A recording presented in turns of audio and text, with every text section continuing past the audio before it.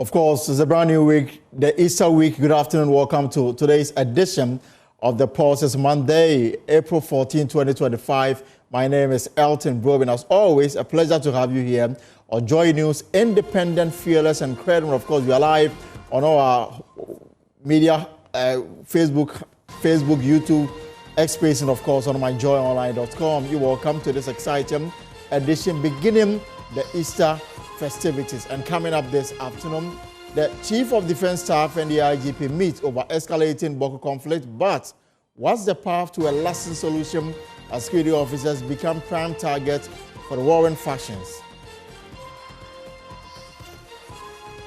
We have more as security experts review the conflict that has shielded from chieftaincy and factional disputes to organized crime. We are holding those guns are emboldened. The guns are in abundance, the bullets available, and the more they get emboldened, the more this will get out of hand. Coming up this afternoon, Accra risks possible disease outbreak as the Metropolitan Assembly declare an all landfill sites full. Meet together with them based on the draft that they bring, and then as technical persons, we'll give some inputs. But by the time we're doing that, that already been unfortunately done. Details as the Accra Metropolitan Assembly calls for a review of sanitation contracts to allow assemblies to directly manage their waste. Also coming up this afternoon, a new CDD reports review that winning presidential and parliamentary elections cost approximately $150 million and 10 million cedis, warning that the increasing monetization of the electoral process is undermining efforts to combat corruption. The Center is also making some proposals. I will bring that to you shortly in the program today here on Joy News. This is independent, fearless, and credible. We shall be back to deal with the various matters.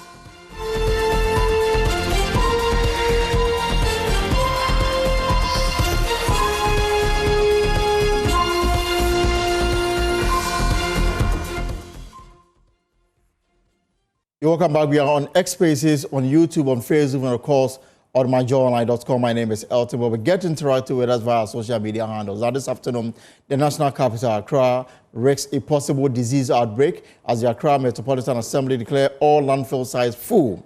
This revelation has been made known to the Committee on Sanitation and Water Resources.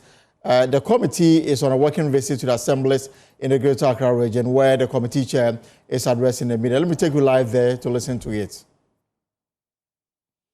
Government's attention, meet the committee. We're going to invite a service provider. We'll meet with him and caution and make that he should put his feet and begin to change.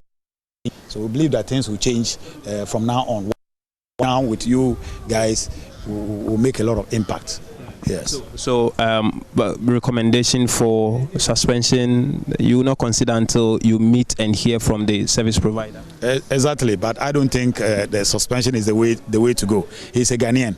Everybody will have our shortfalls because one of his complaints is that he's not being paid for several months and he has not been paid. So if you give someone a contract and you don't pay, me as I sit here, I'm a businessman myself. I do government projects. If you are working for government and you are not paid, what are you going to depend on? You understand? So sometimes we have to give him the benefit of the doubt. The only thing is to engage him and discuss the issue with him, find a way forward. And I believe a solution will be arrived at.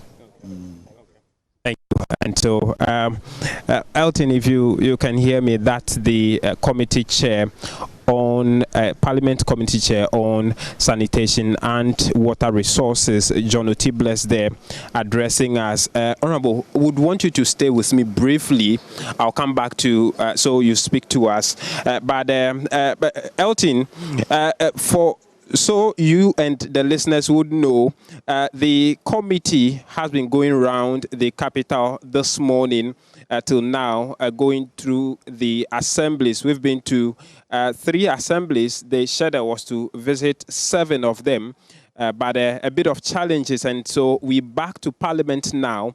And the reason or the purpose, major purpose for this visit is to for the committee to familiarize themselves with the sanitation issues, especially the challenges the assemblies are facing in the Greater Accra region, which would inform their decision and recommendation to both Parliament and the ministry in charge.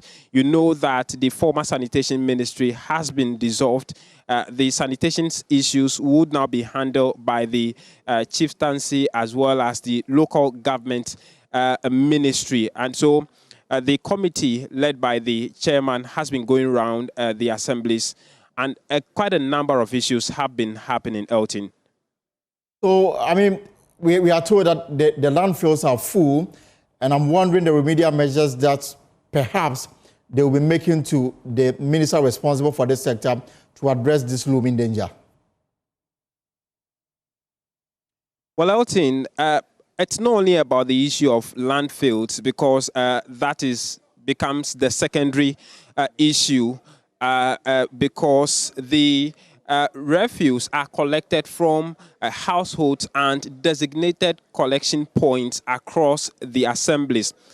We'll paint a picture for you about the AMA. For instance, the AMA has 15 designated refuse collection points. Now, according to the contract between the government and the assemblies, which is the Sanitation Improvement Program, Zoomlion is expected to provide refuse containers for this 15 collection points, and the AMA is also expected to do another supplementary, provisions if they realize that the one container at that particular site will not suffice the volume of refuse that it takes. As we speak, the Zoomlion has been able to provide only 8 out of the 15 they are expected to provide. The AMA themselves have been doing some monitoring. As of yesterday, they have found out that 5 out of the 15 refuse collection points currently do not have containers, and only 3 out of the 15 are clean. The rest that have containers, they are full with heaps of refuse still seated down for collection. It was then that the Director of Sanitation at the AMA revealed that as at now, all the landfill sites in the Greater Accra region are all full. What they are using now is one in the eastern region between Nsawam and around Nsawam, where they are also foreseeing that within the shortest possible time, that would also be full. And those are some of the major issues. The assemblies are of the view that this particular contract that have been, the SIP contract signed between government and the assemblies, is not yielding results because they are unable to take over the direct supervision of execution of the contract. Reason they are appealing for a review of that so that they can take full supervision of that. Thankfully, committee chair as well as his members are still here with me to give us some more clarification. Honorable, thanks so much for your time. Listen at these assemblies we've been through. They've all been talking about the same thing. Their inability to have full hold of the sanitation management project. First, what occurs to you? What is your impression about what you've heard so far from all of the assemblies? My brother, like I said, I've indicated that it was sad when I heard all that. I knew, yes, and we've had this information, but the committee felt that it was only proper to go from the horse's own mouth. And they did reveal everything to us. So what we are going to be doing is to present our reports. And then we'll engage the service provider, the major service provider, who happens to be Zoomlion. We'll engage him and put the issues before him. We believe that we can get these issues corrected going forward. The issues can be corrected. But before you engage them and then see how you can resolve this issue, one key challenge is about resources. For instance, they also complain about the fact that there are some assembly sanitation employees who work directly under the YEA, also coming with the same challenges. They talk about resources to do this. What will be your recommendation? My brother, I think that this government has virtually about only resumed power 4 months ago. So let's give them some space to settle, because the issues are going to be raised seriously.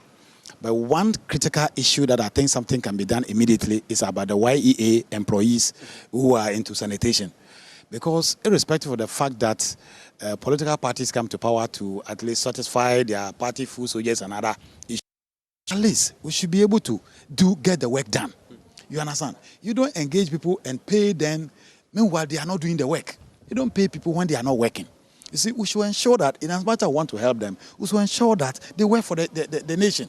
You see, we need to review the whole system and ensure that we put proper mechanisms in place, proper structures in place. You understand? Empower the assemblies, resource the assemblies to be able to monitor. Because my brother, the key problem here is monitoring. There's lack of monitoring. There's lack of monitoring. Because where all the places we went, they said it. Because they are not able to monitor. There's lack of monitoring because they don't have direct supervision. Supervision, you understand? And payment is made without certification from the assemblies. You understand? So we think that should be corrected. You understand? We are not asking for anybody's contract to be taken or terminated. We are all Ghanaians. He's not a foreigner. Zumlayon is a Ghanaian. He's not a foreigner.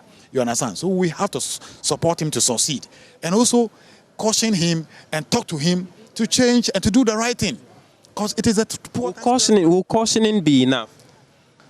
My brother, that's like I said. Because caution means you give the person a warning. You understand? Because when we're in school, if you misbehave, they will lash you maybe 3 lashes. You tell you next time you get 6 lashes, next time 12. You understand? Then the next time dismissal. Do you understand? So, if after review and engagement with the service provider and there are clear infractions, what would your recommendations be? Well, the law will take its course, because we are a country governed by rules and regulations and laws. You understand? Nobody in this country is above the law. I am not above the law as a lawmaker. Even though I'm a lawmaker, I'm not above the law. The president is not above the law. So the law will take its course. The law taking its course, as in? You should know, because cancellation of the contract. When we get there, we'll cross it. When we get there, we'll cross it. The law will take its course. But I support every Ghanaian citizen who owns businesses. Every Ghanaian business must succeed before the foreigners. I don't encourage anybody to engage a foreign service provider of what have you. It is a Ghanaian service provider. The landfill. If there are infractions can be corrected. We should ensure that it is corrected. It is our duty as leaders to ensure that the right things are done. It is corrected and then the contracts continue. Exactly. Would you recommend that it is reviewed so that at least part of it goes directly under the supervision of the assembly? Because when you correct the infractions but they still cannot supervise it, nothing will be done. No, but what I would recommend is that they should allow the assemblies who happen to be the implementers to sign this contract. Because the contracts are done at the local level. So why don't you give the opportunity to the assemblies to engage the service provider, sign the contract so that they can have upper hand, full control to supervise and monitor. You understand? Because if you sit in at the center and sign the contract and throw it on them, they wouldn't know what goes in there. You understand? So there's going to be this kind of challenge. The landfill sites, that's the challenge you've been told. All of them in the Greater Accra region is full. What will be the recommendation? What should we do about it, your committee? We have a ministry responsible for sanitation. We have a ministry. So we are going to engage the minister and make our report available to him. And I believe action will be taken. Action will be taken. You would call for re-engineering of new ones within Accra, or do you explore options? We would have to explore options outside Accra. Definitely. Every ministry has technical staff who understand these issues very well. So when we put the issues before them, they'll find a way out. There will be a solution. You understand? Thank you. Thank you too, my brother. And Elton, John Oti Bless there, he is MP for Nkwantan North as well as chairman of the Sanitation and Water Resources Committee.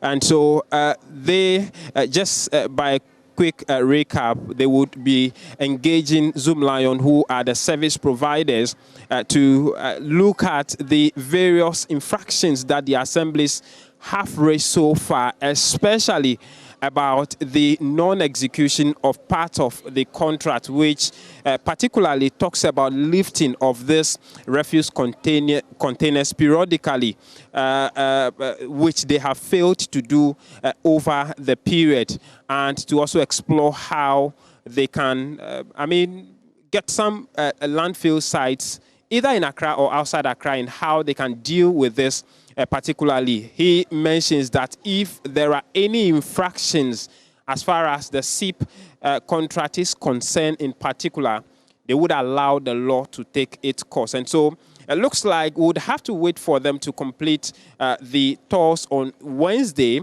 put together a committee report so we know what the exact final recommendations will be to the ministry in charge of sanitation across the country, Elton. I want to know the talks of the other members that went on this tour. I see some of them standing with you. I just want to understand what motivated this, their own understanding of what they saw and what they think that can be done.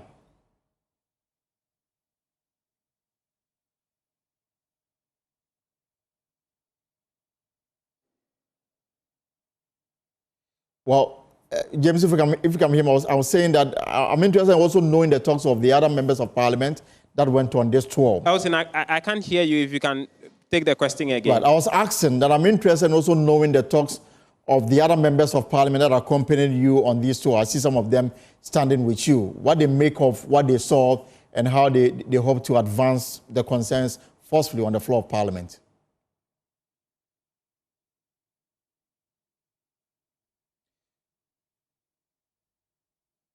Well, I don't think that we have James' attention on this matter, but listen to Engineer Solomon Noy on the challenges the Accra Metropolitan Assembly is facing in managing waste in the capital. Be given to a consultant so that we get another engineered landfill site to be sited at Aida in the Gansaf municipality. That is the only one I know. But for this particular dam site, no. It is a privately managed dam site by the Jospon group of companies. We used to dump at a place called Insumia. Insumia is in the Gan West also. After Blue Skies, you go a bit deep. It was a quarry site. Once we filled the depression, we have to move to where we are now, which is the Insawam. Insawam and Dwajiri was using it as their dam site, and then it turned into a national or Greater Accra dam site, both Greater Accra and Eastern region, and it is privately managed by waste landfills.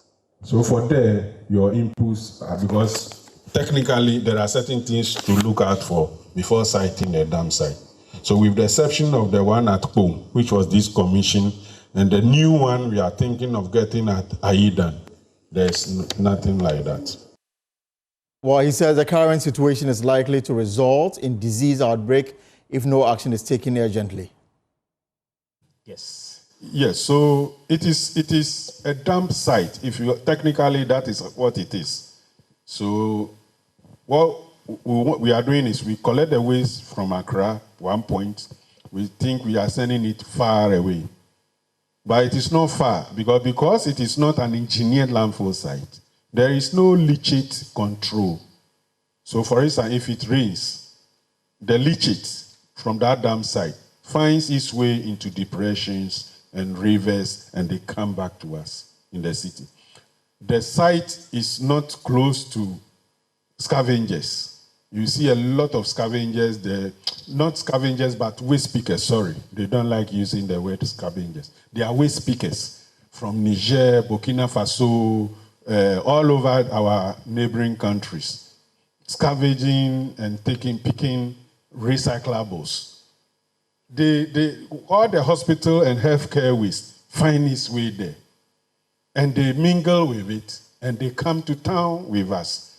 And so you can understand how come we have a cyclical, perennial, cholera, typhoid.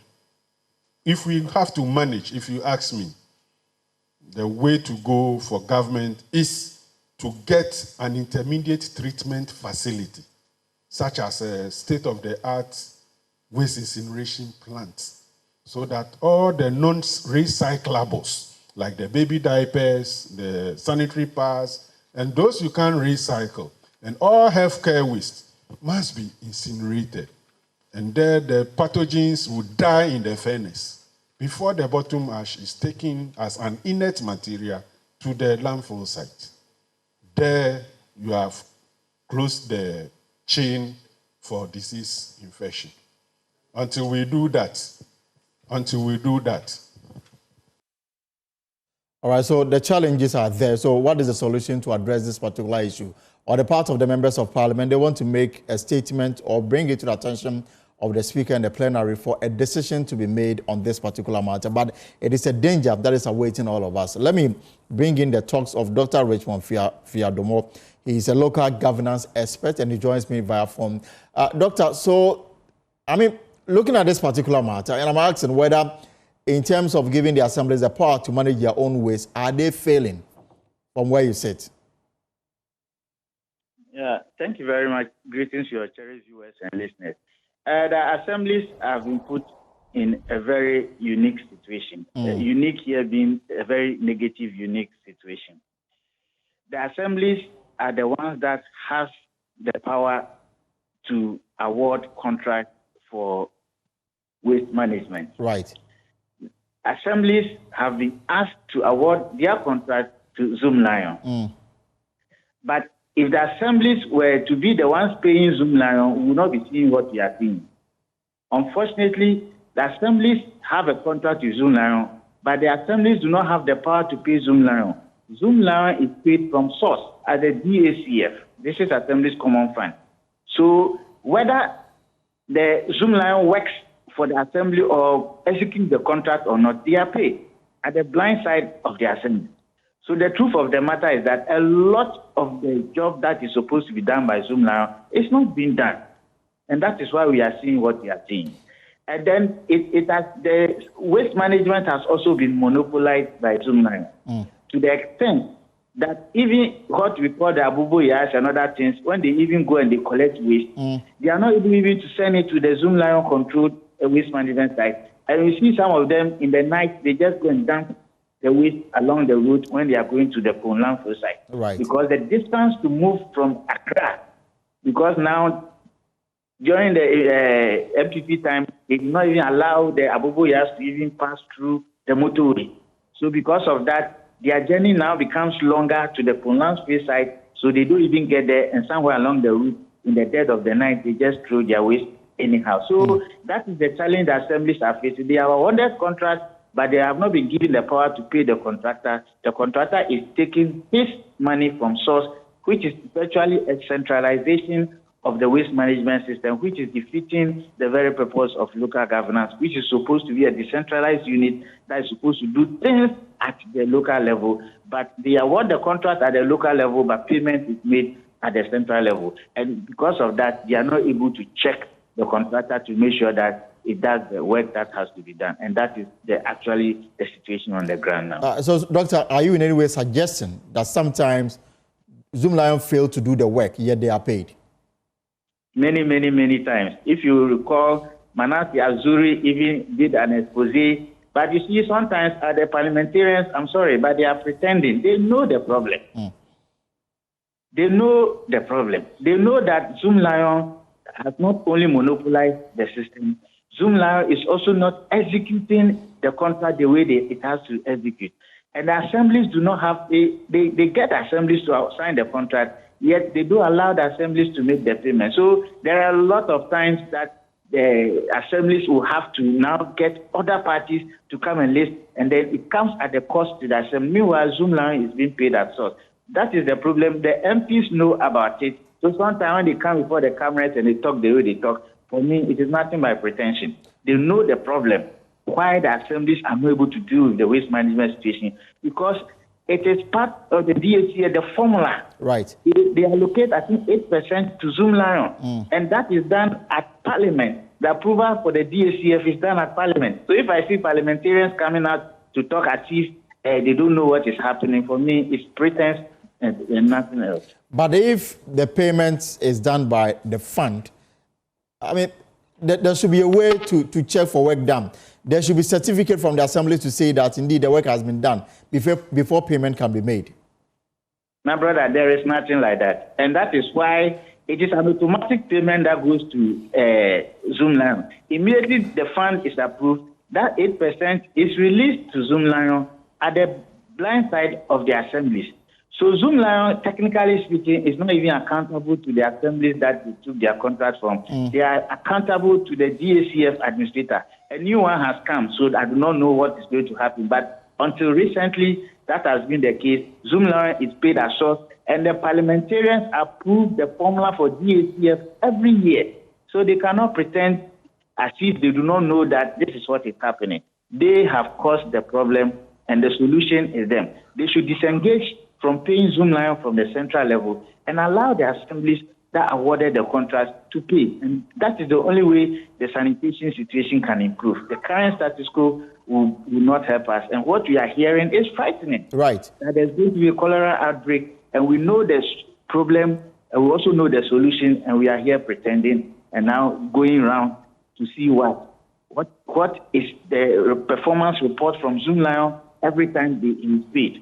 There is nothing like that, even to the parliamentarians themselves. As for the assemblies, they have just been used as a rubber stamp to award the contract, and they do not have control over anything that Zoomlion does. The justification here is that Zoomlion is the only waste management company that is undertaking recycling of waste. So therefore, they stand a better chance of always getting the contract. For me, so what is the problem? Why are we having the waste sitting where they are supposed to be sitting? Why are we having the waste getting to places that they are not supposed to get to? It is because if Zoomlion is doing recycling, then Zoomlion sees the waste as a raw material. Right. So they should even be interested in going for the raw material to do their recycling. They are not going for the raw material if that is the case. So for me, that argument, it doesn't hold sway for me. I do not think it is because he's being paid at the central level. So as and when he works, nobody checks in, but yet payment is coming on a regular basis. So that is what actually the problem is. Because if the waste is your raw material, then why are you not going for the raw material to get your factory running? So I do not think that argument holds sway for me. And so the way forward for you is what? I mean, the AMA says that, for example, here in Greater Accra region, the landfill sites are full. Now they are even transporting all the way to somewhere in the eastern region on the Koforidua Road. And even there is getting full. Now the danger here is that it will be difficult to continue to dump if we don't create an avenue where we can collect and dump them. And the danger for us is disease outbreak here and there. What will be your solution as we go forward? A new formula has been approved. Assemblies are now getting into shape. DCEs are being confirmed here and there. What do you want to see changed in this new dispensation? For me, the first thing is that they should allow the assemblies to pay Zoomlion for whatever services they are running. I am not against Zoomlion having the contract. I'm not interested in that aspect of things. But the one awarding the contract should be the one paying, so that I'll be able to supervise the work. When the work is done, I will pay. If the work is not done, I shouldn't pay. And we don't have reports from Zoomlion to the assemblies. And even if they give reports to the assemblies, it doesn't have any effect because the assemblies do not have the right to pay them. So that for me should be the number one. Number two, we are talking about decentralization. Why don't we decentralize it and allow the assemblies to have a place where they will manage their waste? Because in the past, when assemblies were managing, when they have a site and the site is getting full, they make arrangements for another site. Right. Find a way to clear this one and go and use the other one. But now it has been monopolized by one organization. I'm not against the contract, but the organization is not giving us value as far as waste management in this country is concerned. And also to think that the law and the formula for sharing the Reduced Assembly Common Fund is clear that 8% should go to Zoomlion. And then the thinking behind, the concern for a lot of people is that whether they work or not, whether they execute or not, it looks like once it is backed by law, they stand to gain from the fund. Yes, technically for me, it is just free money they are giving to Zoomlion for no value. we are not getting value for the money that is being given to Zoom Lion. And that is what it is. It is free money. And we know that when such free monies are given, there are some people behind who find a way to benefit and not the assembly itself. And that is why our MPs should stop pretending, for Christ's sake, and know that the allocation of central funds paid at the center for Zoom Lion to work at the district is unacceptable and should not happen. Even if it is me, I get that kind of contract and I don't work and I'm paid, obviously I will not give off my best. So let's stop giving free money to Zoom Lion. Let's allow the district assemblies to pay Zoom Lion for the services that they are rendering. As we speak, the assemblies have franchise contracts with some of the smaller waste management companies, and then they are working effectively. But when it comes to the major work, it is only one organization or company that is doing it. If they have the capacity, I'm not questioning their capacity. But the current arrangement does not give value to the assemblies. That is why the waste is swallowing us, especially here in Greater Accra. All right, Doctor, let's leave it here for now. Let's wait and see what the members of parliament will do about this. Parliament is on recess. They decided to go on a fact-finding mission, and they've came up with this revelation that the landfill sites are getting full, and they are warning of disease outbreak if nothing is done immediately to address the waste that is beginning to engulf the whole of Greater Accra region. And then the expert I spoke to there says that things are not going the way it's supposed to be. So let's see if we'll try and bring in other people to talk about this, because, I mean, the claim here is that if Zoom Lion was not working, the situation would have been even worse.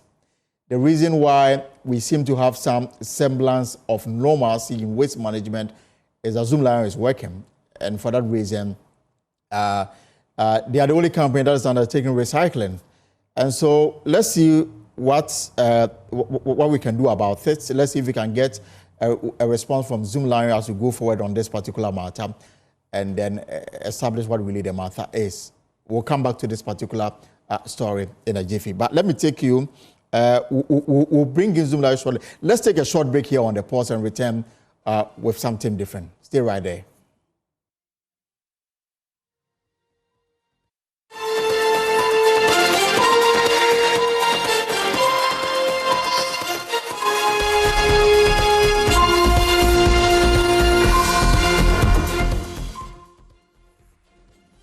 Right, so welcome back. This is the pulse here on Joy News. And in fact, before we went on that break, we were talking about the challenges we are likely to face in our environmental protection if nothing is done urgently to deal with the fact that we are unable to find a spot to dump our waste. And the Parliamentary Select Committee or local government is warning of this imminent danger if nothing is done.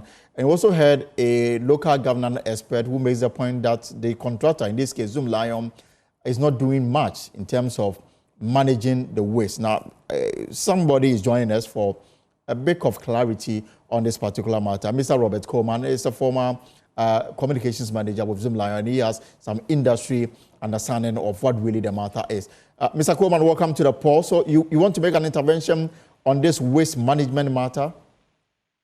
Yes, thank you very much, Elton, and good morning, good afternoon to your esteemed viewers. Right.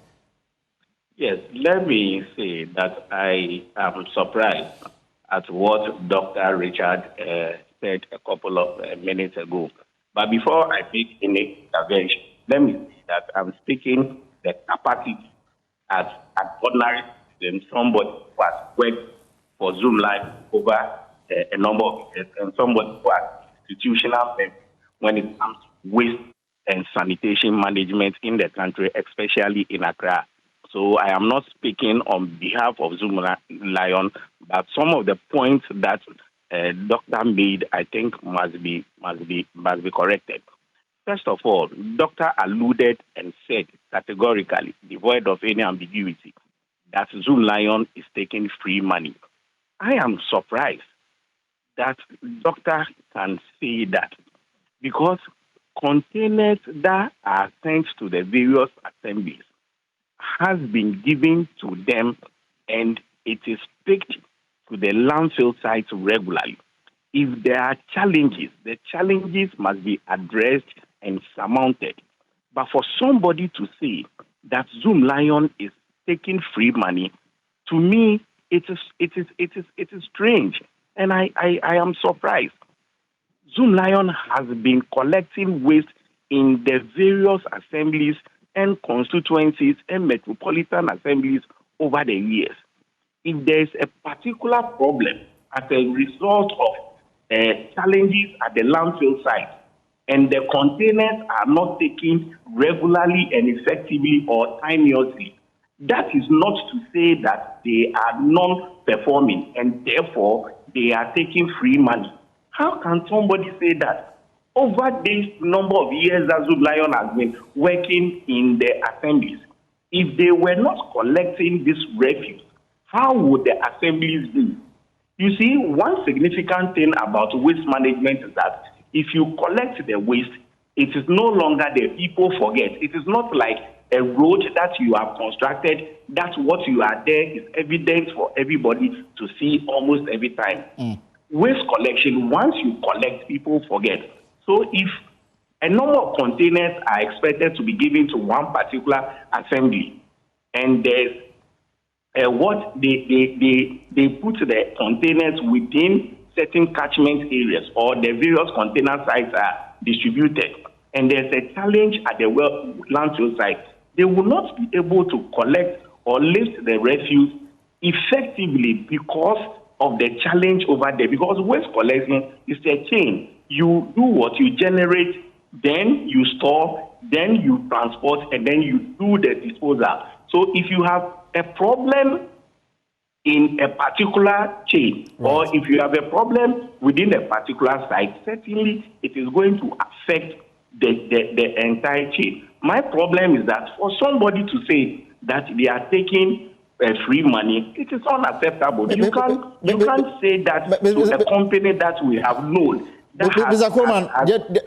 yes. In this company, in this country, over the number of years that we see, it is not done. Mr. Coleman, if I can just come in briefly, I mean, his point is that because the money is paid at source, the claim for him is that the fund is unable sometimes to verify whether the work has indeed been done, because the assemblies themselves, they have no say in terms of the payment, and because the payment is done at source, there is no mechanism to verify work done. That is where he situates the free money, scenario in. Elton, that is a different ball game altogether. If you say that they are taking free money, it's different from you saying that they don't validate before payments are done. That you can argue and say that moving forward, the assembly should validate. And I even think there's a system to that. And I don't want to delve into that angle. But the point I am making is that, yes, if there is a problem now, we can sit with them and then they will be in the position to validate or approve for Zoom Lion to be paid. If that is the argument, fine. But to say that they are taking free money, if somebody says they are taking free money, it means that you have not performed and you are being paid. And that is a different ball game altogether. But Elton, let me also make this point, because I am reliably informed that Zoom Lion is owed millions of Ghana cedis. For 1.2 billion cedis. To talk about billion. For 1.2. If you are owing as a last count, 1.2 billion. How do you expect them to get fuel to lift these containers effectively? So the people are being owed. You heard the chairman of the committee saying that the company is being owed. If you are owing the company, how then do you expect the company to perform creditably? This is a company that has gone for loans. They are paying their workers. They are buying fuel. Sometimes even fuel goes up, and they don't even do adjustments to what they collect and then they claim. Yet governments over the years owe this company. So how then do you owe a company billions of Ghana cedis and you turn around to say they are non-performing? That is my problem. Okay. And here I'm not speaking on behalf of Zoom Lion, but I'm speaking as an independent person who has worked with Zoom Lion, and I know the problem. And Elton, let me also make one significant point. Right. You see, people always say that Zoom Lion is not performing, non-performing. There's refuse here, there's refuse there. Look, if we don't change our attitude towards the way we treat the environment in this country, I have always said, regardless of whatever Zoom Lion does, regardless of the amount of money government puts into sanitation, if people don't change their attitude and they'll be dumping into open drains, if people don't change their attitude by doing all manner of things, that doesn't help the sanitation situation in this country, we would not be able to make any significant headway. And that problem must also be hammered upon. Because I know they are trying their best. Look at what you are showing now. Alongside the bridge, the pictures on set. Who are those who went there to do this, place this waste over there or dump it over there? It is the same people around, and the assemblies are expected to check some of these things. All right. If the assemblies are not checking, then what are we doing? All right. Today we are calling for it to go back to the assembly in terms of waste collection. But we were all in this country from 2000 when the assemblies were managing the waste, and they had significant challenges. All right. Even they don't have containers. This is a private person who goes for loan and tries to enhance the sanitation situation in the country. If there's a problem, let us address the problem. But to say that they are taking free money, I think that it is reprehensible, and we need not to delve into that angle at all. All right, Mr. Robert Coleman, thank you so much. As at the last count, the debt government owes Zoom Lions stood at 1.2 billion Ghana cedis. So, but thank you very much for this intervention. Very much appreciated. Robert Coleman is a former communications manager with Zoom Lions. Now let's talk about something also very important. The Chief of Defense Staff and the Inspector General of Police have held a high-level meeting this afternoon at the police headquarters to devise new strategies for the escalating Boko crisis, where security officers are increasingly targeted by warring factions. Now, we'll bring you details shortly. First, security expert Professor Kwesi Enim has called the conflict a national threat, warning that the violence now extends beyond Boko and endangers the country's overall stability. Speaking on the AM show, he emphasized that the scale of the unrest is no longer local and noted that those driving and profiting from it may not even be based in Boko. This conflict as a Boko conflict. This is not a Boko conflict. This is a Ghana conflict with regional implications or connections and networks in which those who are perpetrating and profiting from the violence are not necessarily located in the Boko township. Actually, those in Boko are just marionettes being fooled when the powers that be and those who are interested in benefiting from this conflict, I think it is time to create disorder so attention is shifted elsewhere. That's number one. Number two, because the state and its analysts have failed to look at the marbles on the table and the networks and interconnections between seemingly unconnected doors.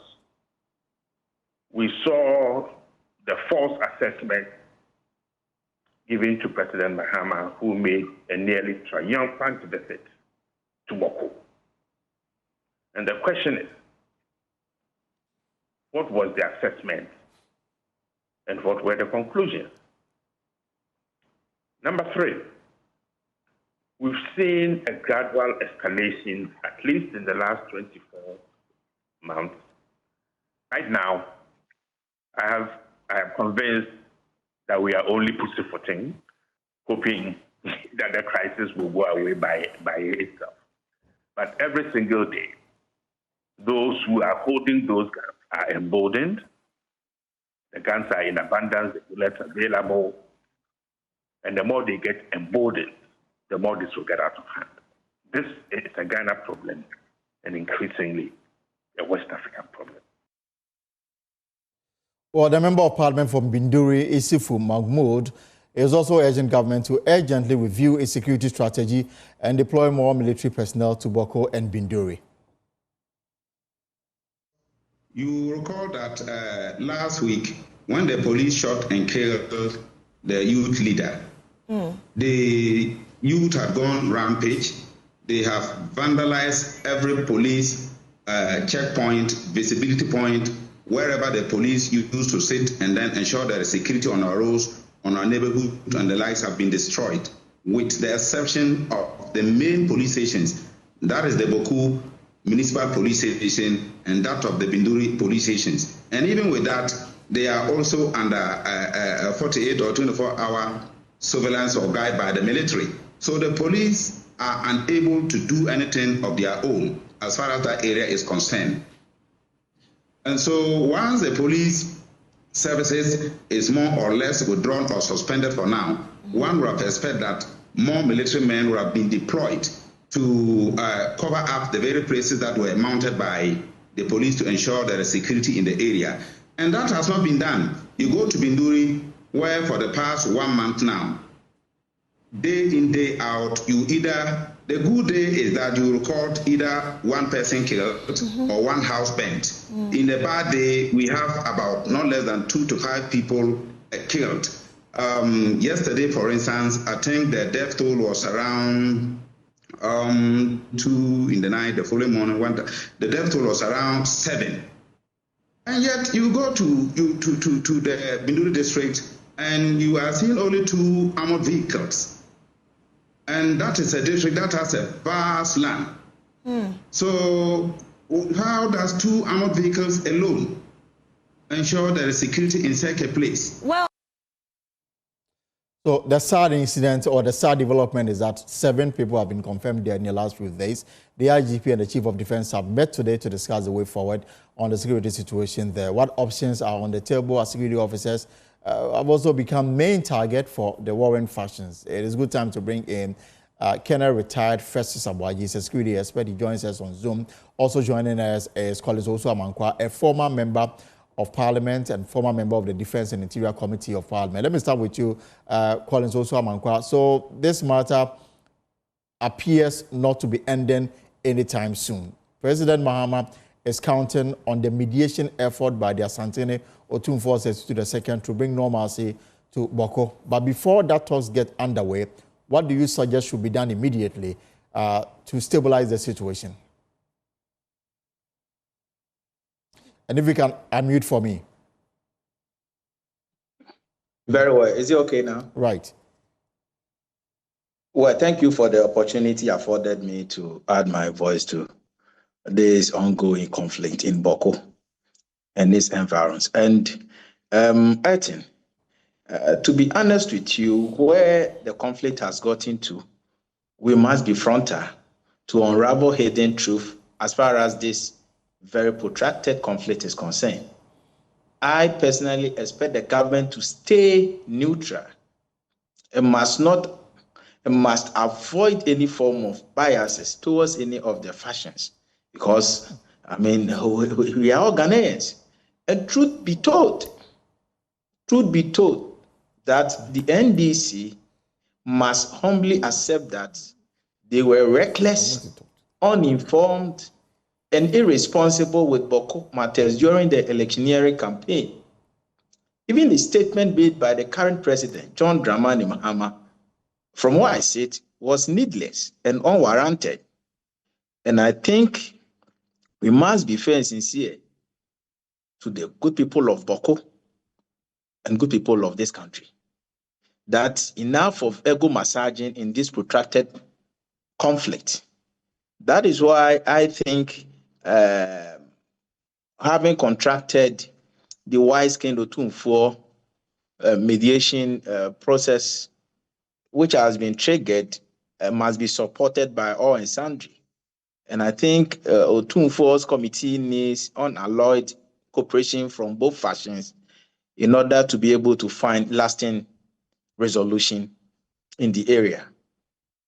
I'm asking, before we get there, I mean, now the police, last Friday when the IGP visited the place, clearly there appears to be mistrust between the residents and the police. So relationship is not the best.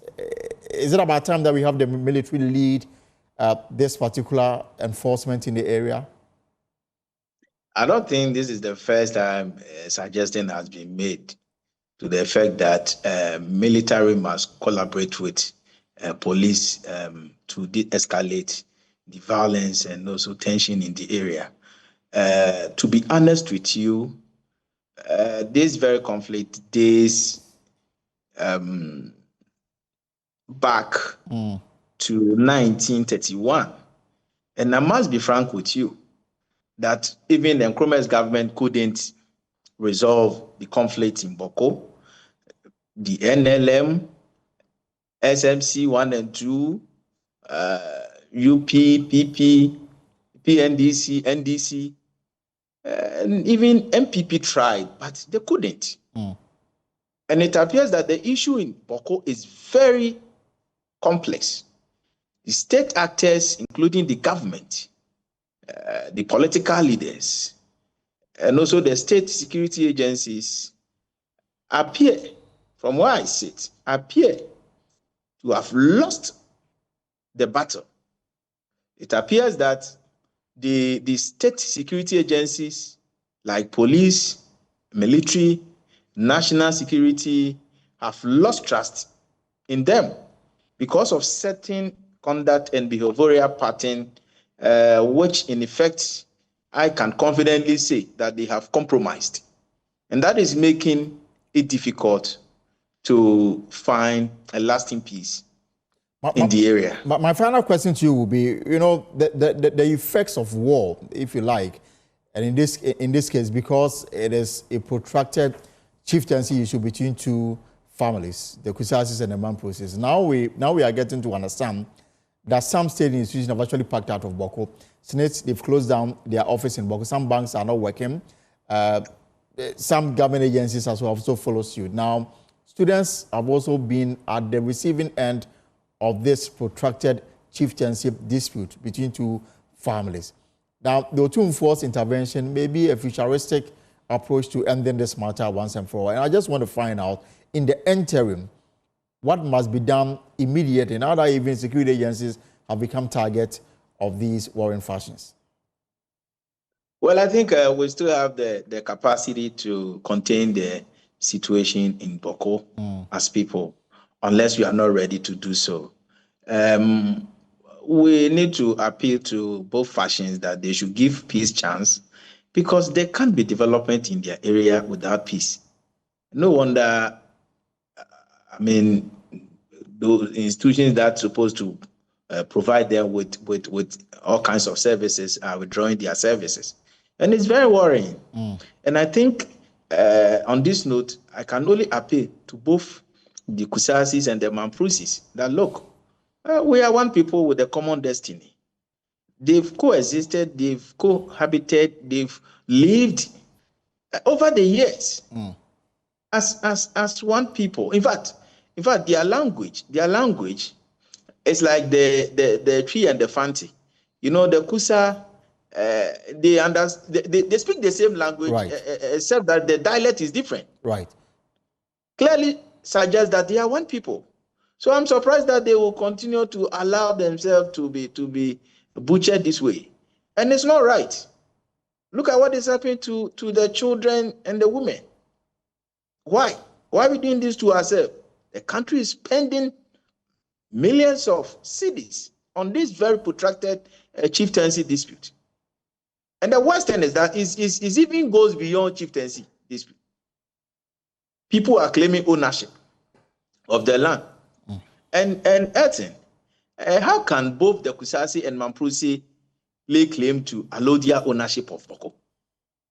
How can both tribes claim to be the indigenous inhabitants and owners of the same piece of land? Well, I mean, how? I'm guessing that where are the historians? How? No, I'm asking. Well, I'm guessing as if it was a marathon race. As if it was a marathon race that both tribes were bracketed to have settled on the same land at the same time. Can you imagine? It means that there's hidden truth that must be unraveled. And I think we should be fair to ourselves that if it is found that party A or party B is at fault, let's look into their eyes or in their faces and tell them that, please, you're at fault. Just accept it so that we move on. All right. We'll leave it here for now, but I'm guessing that the Otun Force Committee, I'm sure, will have to come to a determination on that particular matter. But Collins also, a former member of Parliament, former member of the Defense and Interior Committee. Thank you very much for your intervention on this matter. We're hoping to speak to Colonel retired Festus Abuaje, but he's unavailable as of now. But let's talk about food, because government has launched the Feed Ghana program, a major initiative aimed at boosting food production, reducing the country's dependence on food imports, and creating jobs across the agriculture-related sector. According to a 2022 report by the Ghana Statistical Service, 13.4 million people in Ghana are food insecure. Now, meanwhile, the Global Food Banking Network reports that food worth 762.2 billion cedis goes to waste in Ghana every single year. And we've got this to illustrate the point. So there you have it, 13.4 million people in Ghana. I mean, they go to sleep on an empty stomach. And I'm guessing that this night, a lot more people will not have food to eat before they go to sleep. And they don't even know when their next meal will come from. Right, so that is a trend in terms of quarterly basis. And in 2022, 15.2, it came down to 13.1, went up slightly to 12.6, and now currently at 13.4 on the average, which to me doesn't bode well for a country that prides itself as having a fertile land for agricultural purposes. Well, and of course, so what is the difference between this Feed Ghana initiative and, of course, the Planting for Food and Jobs that was moved and piloted, implemented by the Akufo-Addo administration? What are the key objectives of the Feed Ghana program? Joining me for this conversation is Dr. Peter Boama Otukono. He is the Director of Presidential Initiatives in Agriculture and Agribusiness at the Presidency.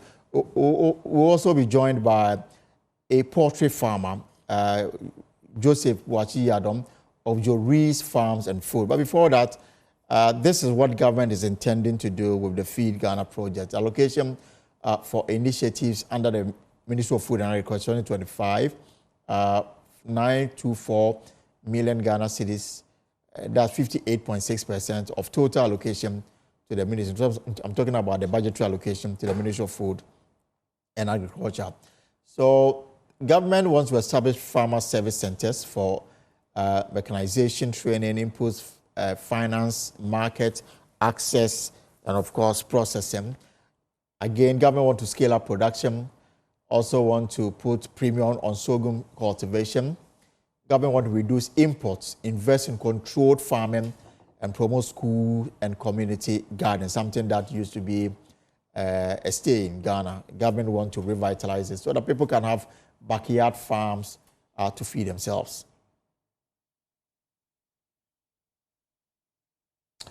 So there are a few things. So what you have on your screens are what government intends to do with the Feed Ghana program.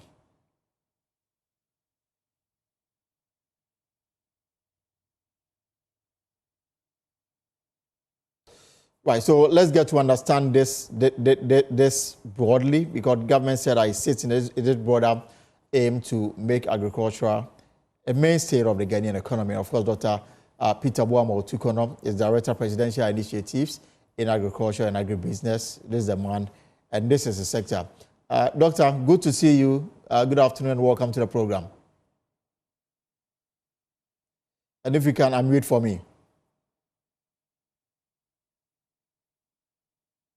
Good afternoon and thanks for having me. Great to see you. Great to hear your voice. It's been a while. So finally, the government plan to revitalize the agricultural sector is now up and running. Question people are asking, we've had Planting for Food and Jobs. How different is this from the one the MPP, put before Ghanaians in the last 8 years?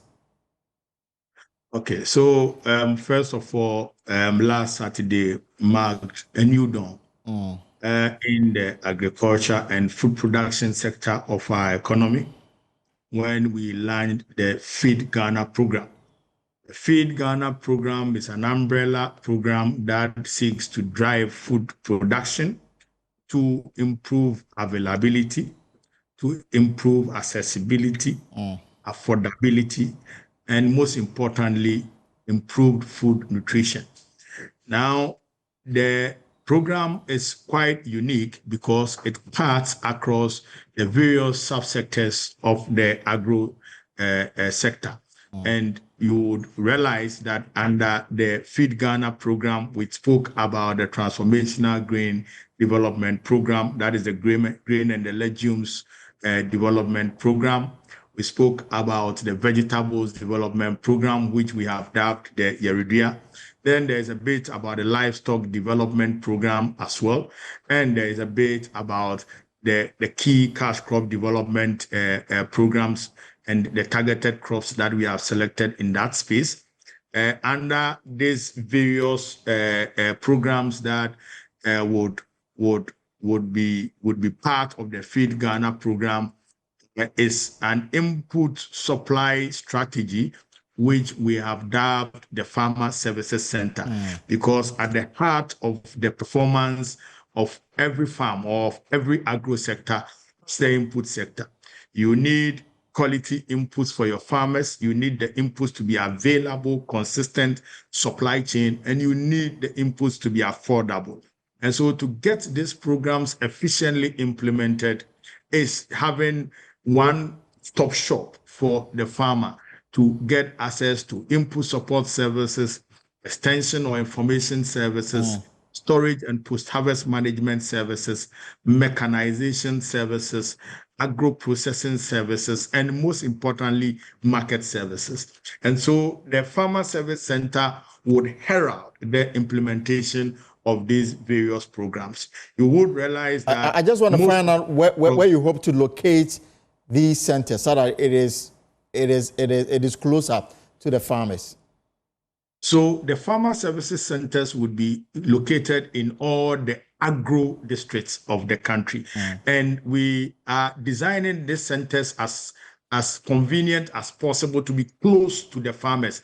I mean, wherever in every district that farmer service center is positioned should be easily accessible to the farmers, because we are looking at a regime where over 2 million farmers could benefit from these farmer services centers. And the whole idea of the farmer services centers is to control input prices. And so when you are able to put this farmer services centers in the strategic agro districts of the country, then you are going to have a standardized way of pricing the inputs from seeds to agrochemicals to fertilizer, and you don't have differential price performance in some areas. Some are paying more, some are paying less. It becomes standardized in such a manner that you are able to use that to control food prices, because if the input prices comes down, then it brings the cost of production down, and when it brings the cost of production down, then the cost of the food on the market will go down. Again, as part of this program is to target 7 food crops. Right. And so you heard the president last Saturday talk about targeting maize, targeting soybean as one of the key legumes, targeting rice, targeting sorghum, and on the vegetable side, targeting tomatoes, onion, and pepper.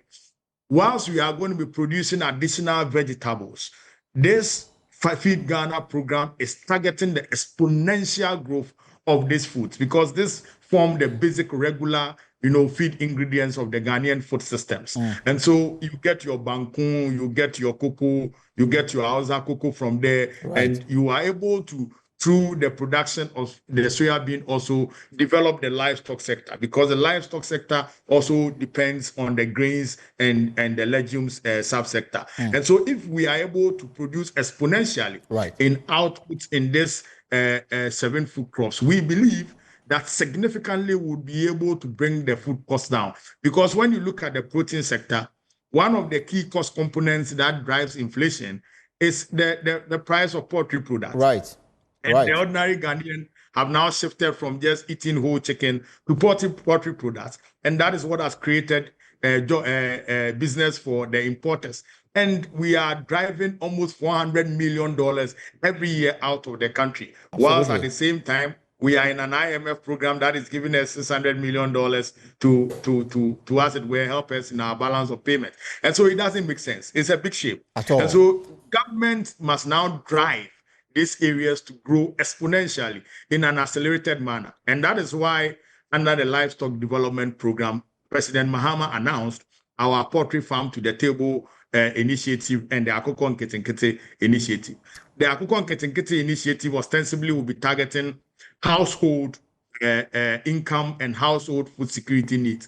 Then the poultry farm to the table will look at more of the commercial production of poultry, where we'll be looking at the poultry products and eggs and so on and so forth. And so we believe, all in all, if we are able to implement this program significantly to turn the fortunes, the agro fortunes of this country. And if you can just hold it for me briefly, Doctor, because you touched on the poultry sector, President Mahama did not mince words when he described as unacceptable the fact that we spend over $400 million importing chicken every year into the country.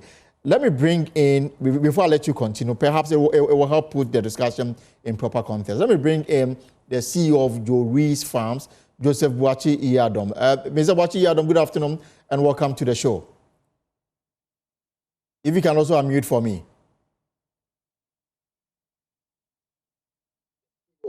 Hello. Yes, Mr. Iyadom, good afternoon and welcome to the Pulse.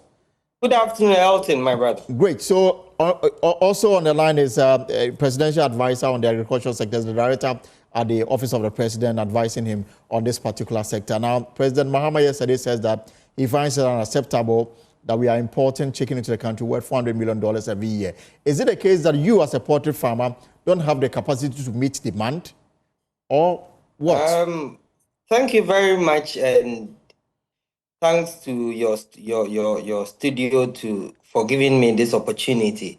The Ghana poultry industry has the capacity and the efficiency to produce, to feed Ghana and even export. But then, you see, poultry over the years has been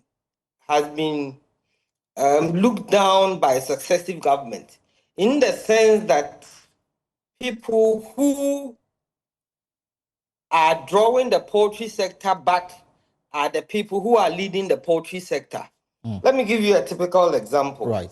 Over the years, and I want to engage the Honorable Minister to, for instance, this government must first of all do a thorough audit of investments that have come into the poultry industry since 2012.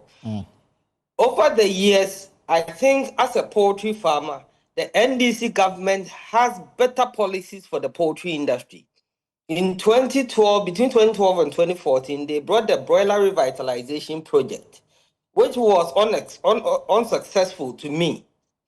Then after that, a lot of government interventions have come into the poultry industry. A lot of donor agencies have come into the poultry industry. And as we speak now, there is a lot of investment in the poultry industry, which are going waste. So I will urge investment like what exactly? Investment like what? Sorry?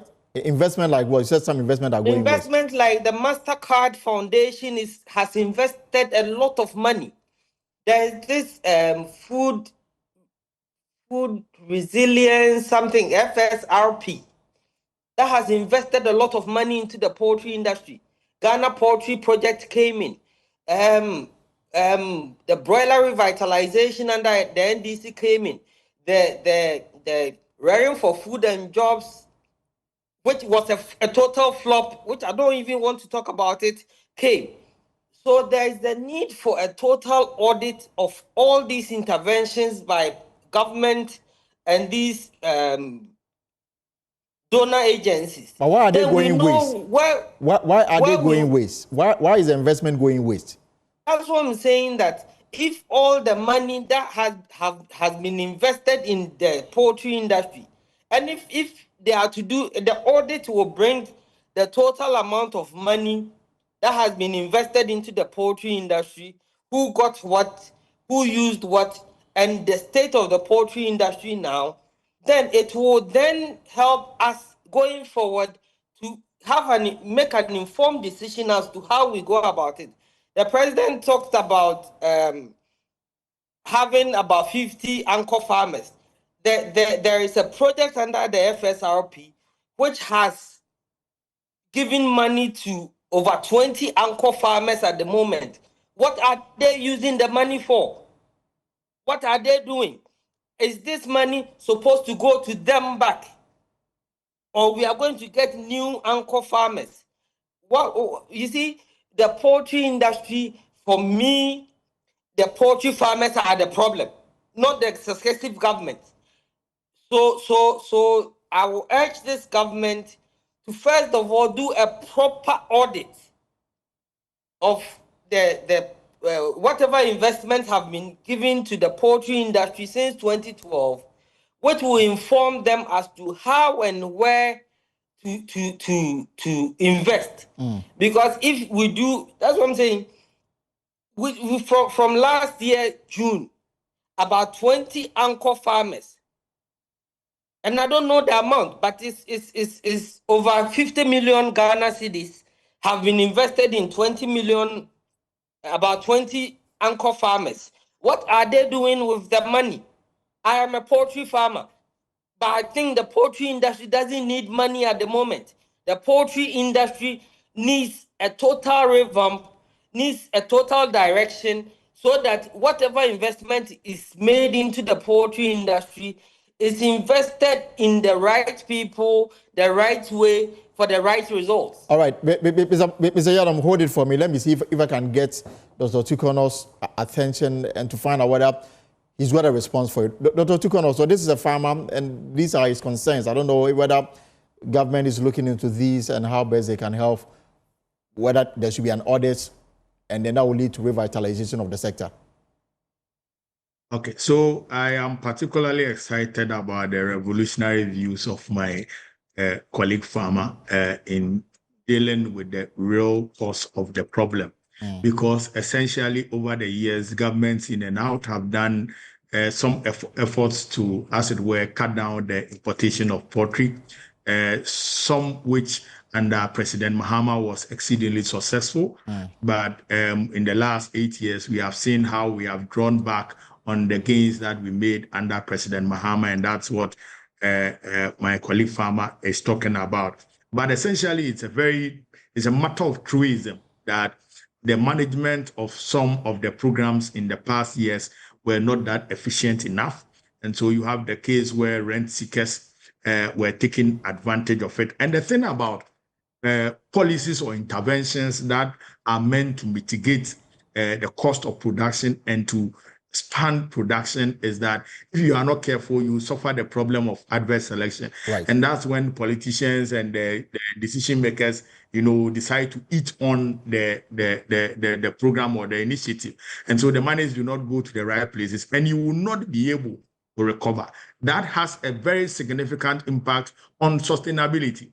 And so what is going to be very different, or what we have done different even in the past under the broiler revitalization program, was to control the consumer end, the importers end, and the production. And so whilst we were looking at investing in production through an outgrower system and anchor farmer system, we were also controlling the importation of the frozen foods. Right. Because if you don't control the importation of the poultry products, they can produce the poultry product, the broiler, but they will not be able to find markets for them.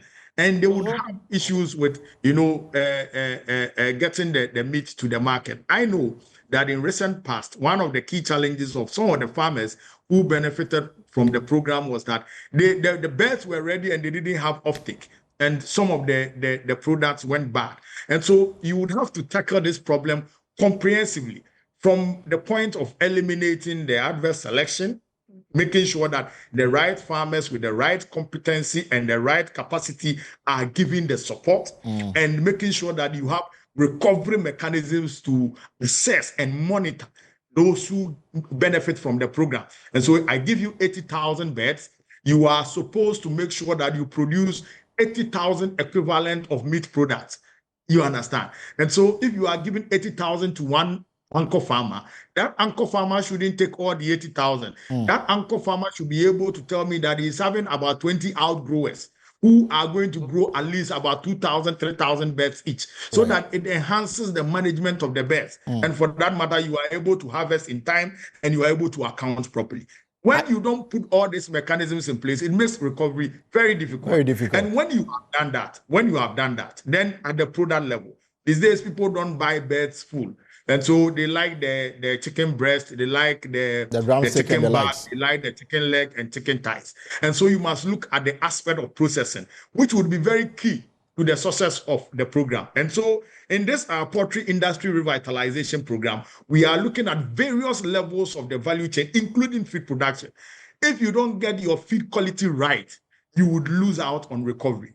If you don't get the management of the farms right and the system for the distribution of the beds and all that right, you would lose at the end. If you don't get the point of processing right, you will lose at the end. But I'm getting just, Doctor, I'm getting... Before you come in, the most important one, the elephant in the room, is the importers and those who are into the business of importing. If government does not use regulatory measures, or if you want tariff measures, I'm particularly against more of tariff measures, but use regulatory measures to cut down the importation so that the local poultry farmer can survive. You will not be able to succeed in this business. And there are models that have succeeded elsewhere across the world. Go to the Brazils, go to the Argentinas who are now taking over the poultry market across the world. It is because they use tariff measures. Particularly at this time when there is trade war all over the place, I think that this is a very great opportunity for us to use other regulatory measures to cool the production of poultry products in the country and create opportunity and jobs for our teeming young people and those poultry farmers out there. I'm a poultry farmer myself, and I know the challenges that the poultry farmers go through.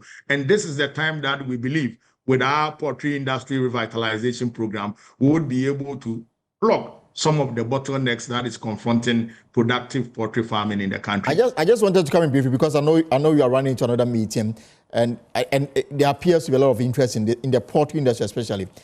A text message I'm just getting from the person describing himself as a farmer based in the Buana region. He says that under the MPP administration, when they had access to money from the MasterCard Foundation and other government intervention, when some of the farmers got to know that they were not going to pay the money back, some used the money, instead of investing it into their farm, used the money to buy vehicles. Some after growing the chicks, sold them to Ivorians at very ridiculous prices.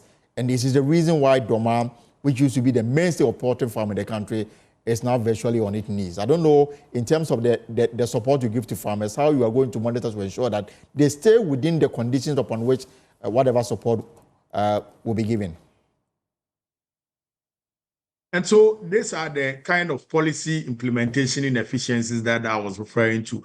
And I mean, clearly it's a case of adverse selection. If indeed you have done your work very well in selecting the farmers, no farmer worth his salt and interested in the business will go and use it to buy cars. There are some instances where they give those allocations to new farmers who don't have the experience, who don't even have the passion. Okay, there's a program and they are giving goodies, so let me go for mine because maybe I know the minister or I am part of the government or something.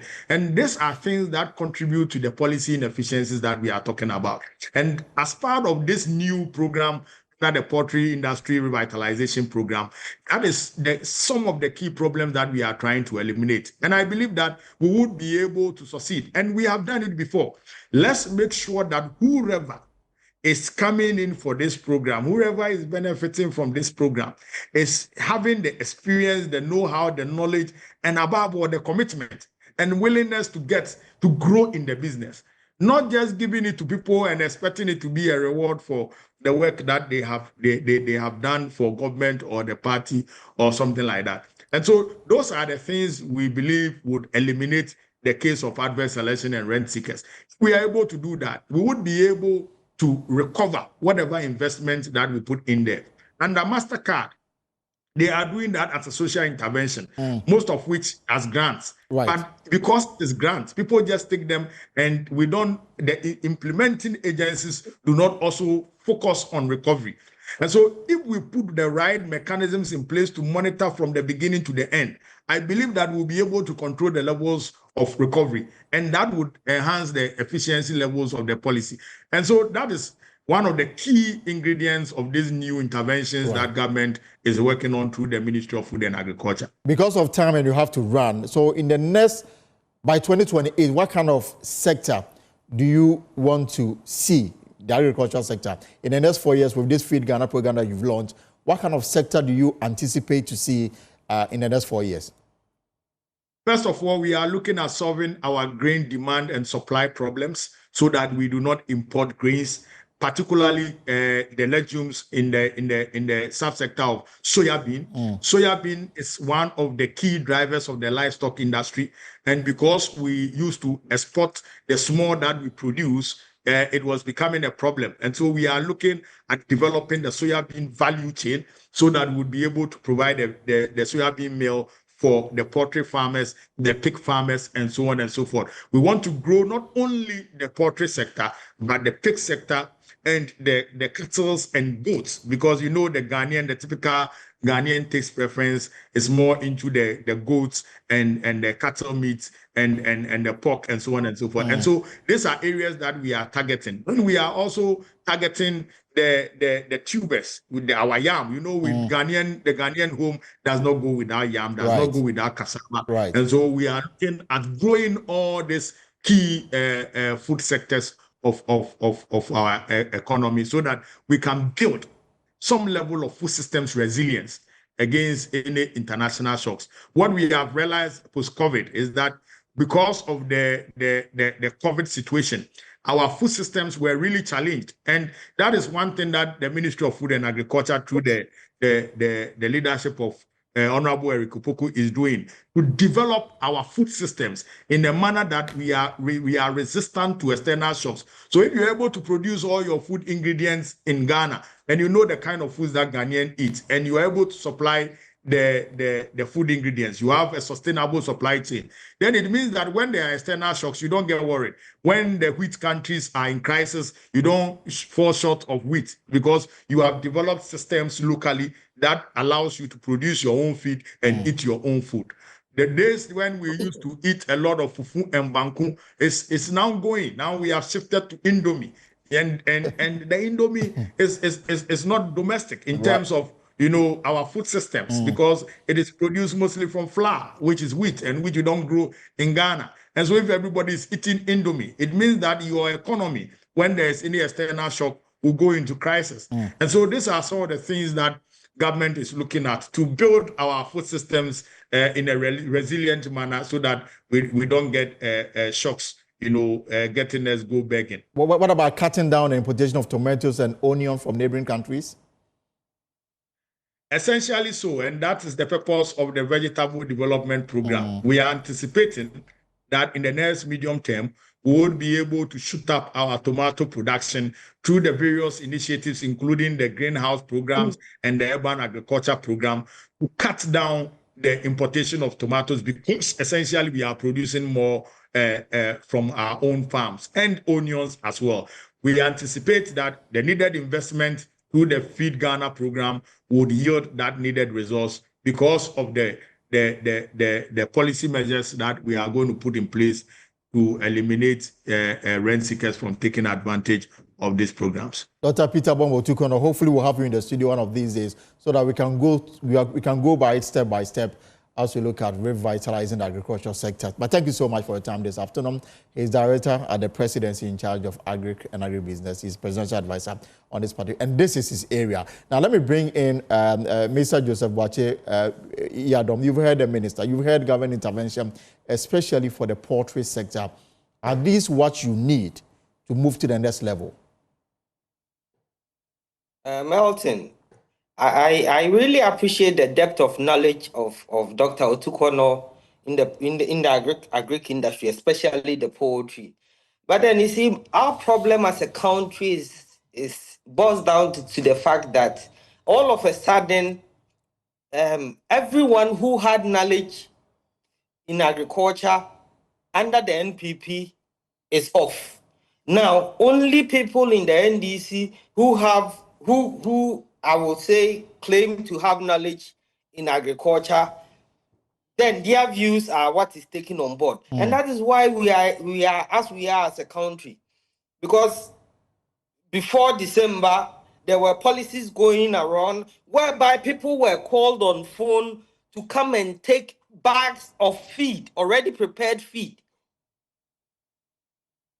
without even whoever was calling knowing whatever feed they were using and what they were going to use the feed for. I think I'll urge multimedia to bring up a poultry. If you really want to have a conversation about poultry, bring up, because there are a lot of issues. Do you know that before or after the election, people were just giving phone calls to come for feed when they didn't even demanded for the feed? This was after the election. Yes, and there's a problem there. Now he was talking about increasing tariffs of the imported chicken. You see, it's like increasing tariffs on home use vehicles because you want to create a market for brand new vehicles. How many people are able to afford brand new vehicles?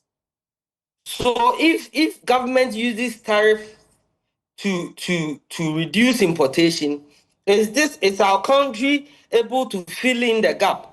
And I'm telling you for a fact that the Ghana poultry industry, even if we are giving 10% of the total consumption of chicken a day, we will not be able to meet it at this moment.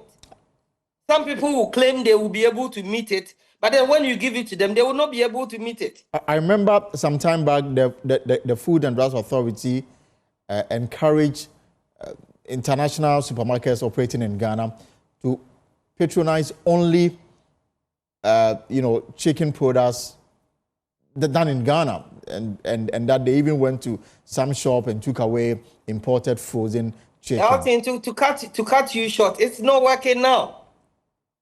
And supermarkets in Ghana claiming to sell fresh chicken. And when we say fresh chicken, it is chicken that has never been frozen before. Are selling third imported chicken as I speak with you. And you see, some of these measures, we need a collaboration with the media and a critical action from government to have this problem solved. Accra alone sells, in Accra alone, supermarkets in Accra, and I'll mention their names: ShopRite, MaxMart, Palace, Fairway, Malcolm, and the rest. They sell not less than 10,000 chicken, which at carcass weight of 2 kilos. Meanwhile, they take less than 3,000 beds. What is 3,000? They take less than 2,000 beds from the local supplier, and they top it up with imported chicken. But you yourself admitted that with the capacity you have now, you cannot even meet 10% if it is given. No, we can meet for the fresh. We are able to meet it, but they are deceiving their customers. And you see, this conversation will not be unless we have a proper conversation around a table or a special discussion on this thing. We will not be able to make a headway. Fresh chicken is chicken that has never been frozen before. If you like, I will take you tomorrow to a supermarket who is selling fresh chicken. But then they are selling a chicken that we don't know when it was produced, but then they thawed it overnight and they are selling it as fresh to their customers. If you want it, I can show you evidence tomorrow. But some of these supermarkets, they buy from local products. They buy local products, So isn't it? they just take a few from the local supplier just to position themselves that when there's a problem, then they can say they are taking it from here. All right, Mr. Because of time and because we are running out, so government, the NDC administration, they've made their plans clear as far as the poultry sector development is concerned. What would be your suggestion to them so that this does not also end up as another failure? See, my major problem is for the government to do a proper audit of the poultry industry from 2012. One, look at how much money from 2012 has been invested in the poultry industry. Who has gotten what? And what is the state of those who got the money? Therefore, when you are going forward, you will know who to give the next money to. Okay. That's all. Because you see, it's the same. It's the same circle. And when you ask any of the big poultry farmers, they will tell you they need money. But me as a poultry farmer and a key stakeholder, especially in the broiler industry, I don't think the broiler industry needs money. It needs a proper revitalization of our mindset. Okay. To use the money judiciously and to ensure that we have the market for what we produce. Give me 1 minute. Right. He was talking about the fact that people raise birds and they don't have market for it. That is where the problem is. And in all the interventions, that's why I'm saying they should do an audit.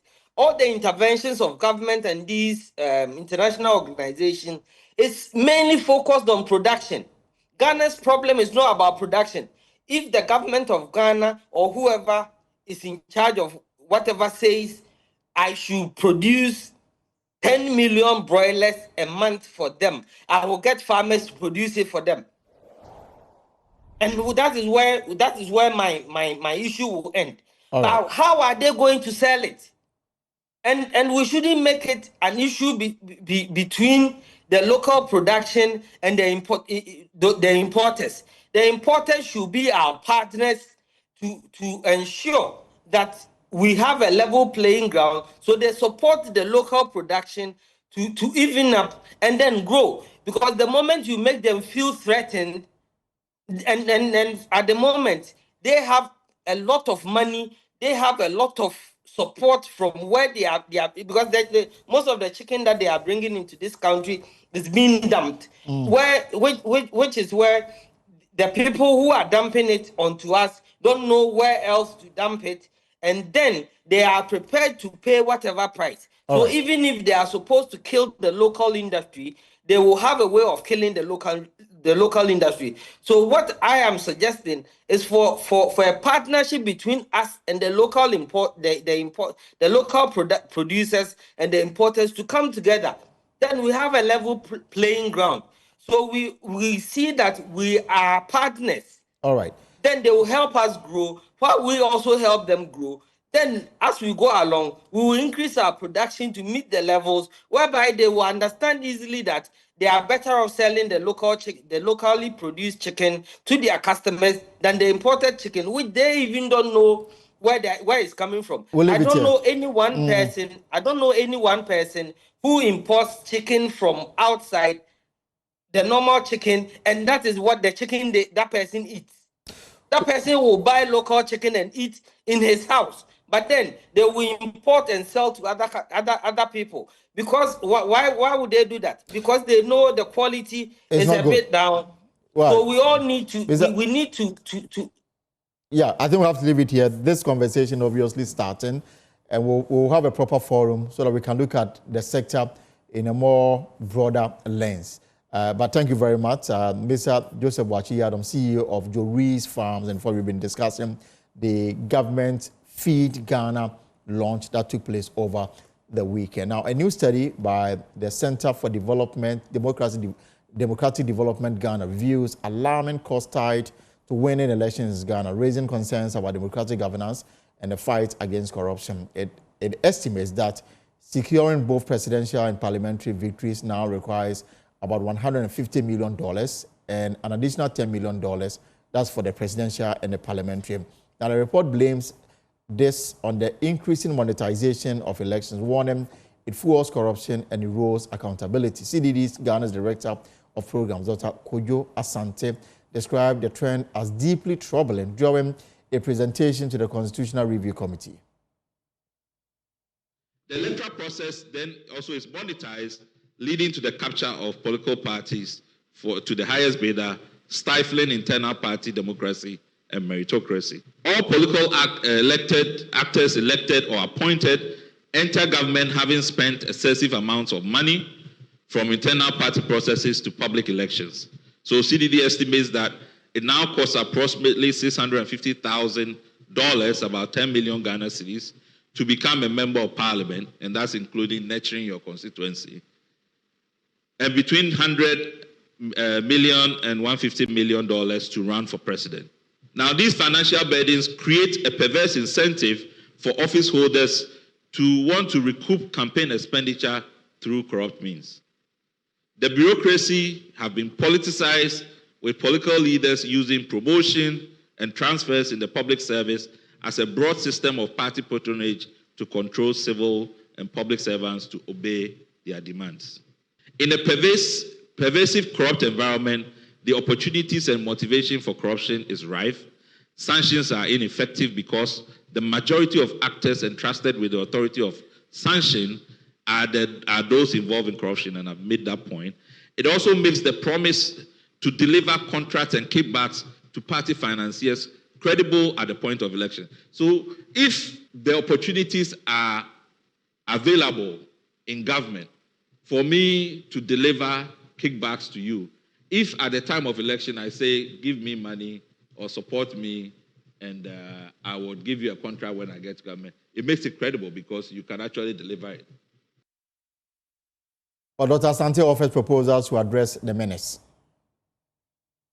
With electing leaders with integrity and orienting them towards the public interest. The orientation towards public interest addresses the development point. We cannot leave the business of internal party to the parties themselves to regulate.